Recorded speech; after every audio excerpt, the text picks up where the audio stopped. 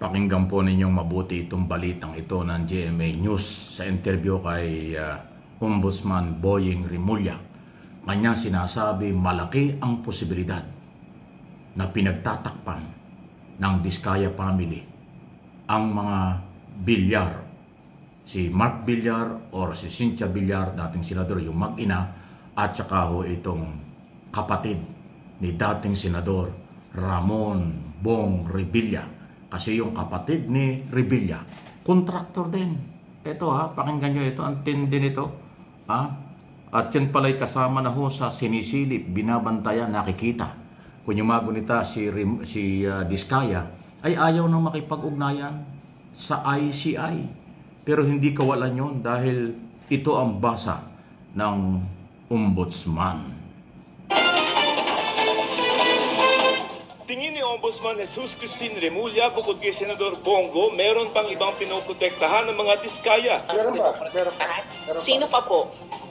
Mark Villar. Mark Villar. Ito is a possibility lang. Naging DPWH Secretary si Senador Mark Villar noong 2016 hanggang 2021, panahon ng Administrasyon Duterte. Kasi Secretary si Mark, doon sila lumaki, doon sila nakakuha ng napakaraming project.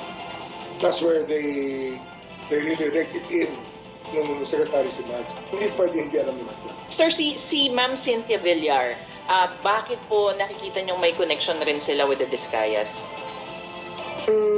Hindi lang, kasi wala akong pa kung direct evidence dyan. Pero yung stay kasi ni Mark, and knowing that these Diskayas became very big during that time, they sought favor with these people. Gusto nila in sila. Hindi naman sila magiging in kundi sila gagawa ng extra effort. Sinisilip na rin daw ng Ombudsman ang mga proyektong napunta sa kapatid ng dating senador na si Bong Revilla. Kapatid niya kasi yung contractor nila. Kapatid niya, si Princess Revilla. Aka Rebecca B. Ocampo. Rebecca Bautista Ocampo. Yes. That's Princess Revilla. Siya ang contractor ng lahat ng projects. You're talking about Bong, Lani, and the children. Kasama lahat na. Dalawang anak, Brian at saka si Julo, parehong congressman. Sinisikap pa namin makuha ang panig ng mga Villar at ng mga Revilla. Bukod sa mga nabanggit na personalidad, may ilang politiko pa raw na hindi pa lumabas ang pangalan na posibleng tumanggap din ng mga kickback. May nakuha kaming AMLA document. AMLA. Ng isang transaksyon na nag-remit yung top contractor ng pera sa dalawang congressman. Yung isa 75 million, thereabouts. Yung isa 25 million. Sitting congressman yun. Active congressman.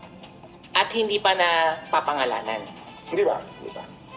Tingin ni Rimulya, meron din pinoprotektahan si dating DPWH Undersecretary Roberto Bernardo na hindi pa raw ikinakanta ang lahat ng kanyang nalalaman. He's protecting some other interests upstairs na meron pa siyang debatenta. Kasi user na siya na yung operator ng parang Duterte. Kaya alam niya lahat yan.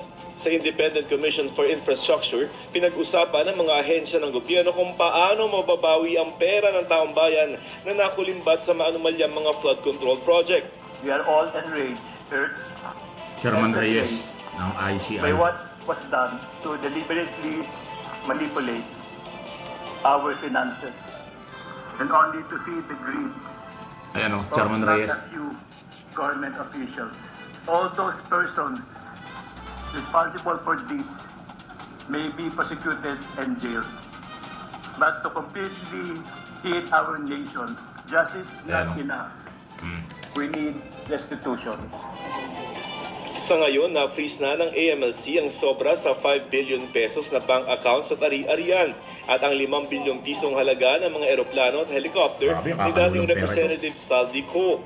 Ayon sa ICI, mas mabilis yung mga forfeiture proceedings o pagbawi sa mga ari-arian katulad na lamang dito sa mga luxury vehicles. Maaari na itong gawin kahit...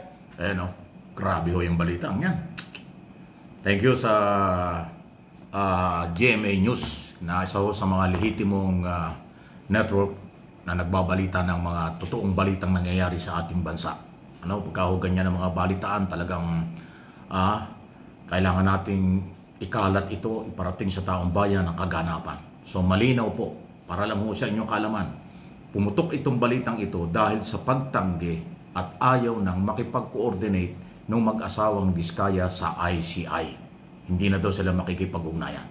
So dahil dyan, base sa mga dokumentong nakuha ng DOJ, ng ating ombudsman at ng pamahalaan, kasi whole of government approach na po, sama-sama na po ang gobyerno na naghahanap ng ebidensya laban sa kanila. So sinasabi ngayon ni Boying Remulla, ombudsman, posibleng pinagtatakpan ng mga ito ay Villar. Alam niyo kung bakit?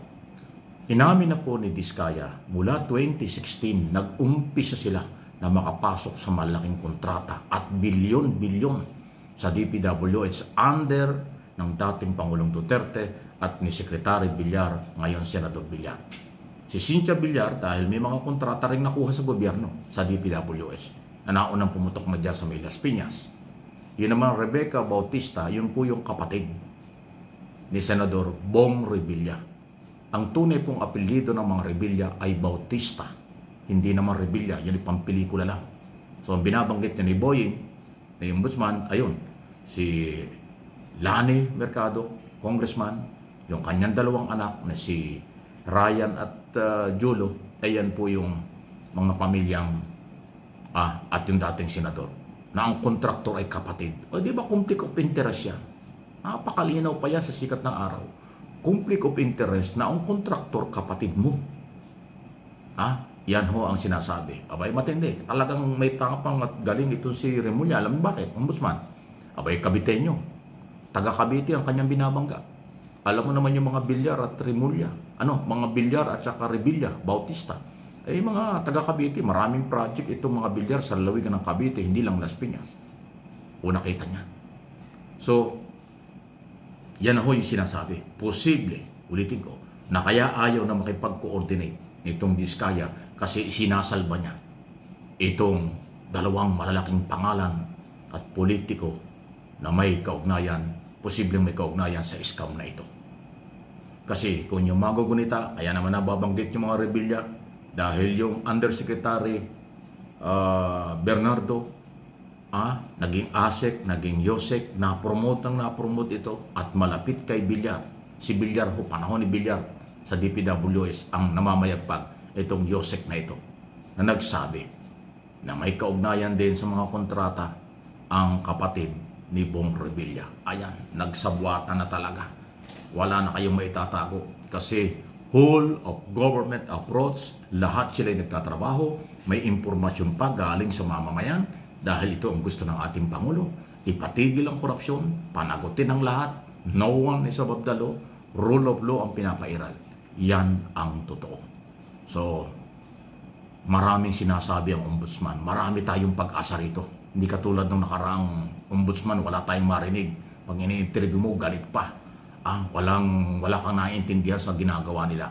Ito, open na open sa media, itong ating ombudsman. At ang sinasabi nito ay mahalaga dahil sila yung uusin pagdating sa korte, sa Sandigang Bayan, sa mga graft in corruption at mga kasapakat at involved sa nakawan sa bilyon-bilyon o trilyon na pera ng mamamayang Pilipino.